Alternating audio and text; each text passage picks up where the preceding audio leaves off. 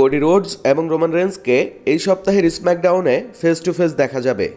WWE management Roman রেন্সকে officially confirm করে দিয়েছে ফ্রাইডে নাইট স্ম্যাকডাউনের জন্য।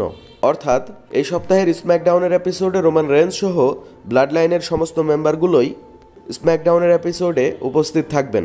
তবে আপনারা যেমনটা জানেন 2024 সালের মেন্স রয়্যাল রাম্বল ম্যাচটিতে জয় পেয়েছেন কোডি রোডস।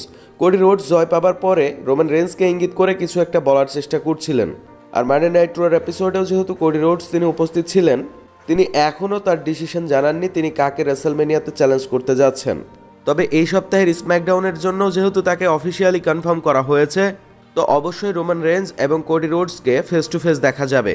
আর সেইখানে হয়তো বা এদের মধ্যে ব্রল দেখা যেতে পারে, অথবা কোডি রোডস তিনি তার ডিসিশন জানাতে পারে তিনি কাকে চ্যালেঞ্জ করবেন। তিনি কি সেথ রোলিন্সকে চ্যালেঞ্জ করবেন, নাকি তিনি চ্যালেঞ্জ করবেন রোমান রেন্সকে।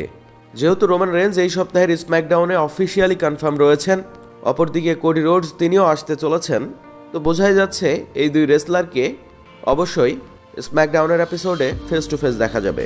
ধন্যবাদ।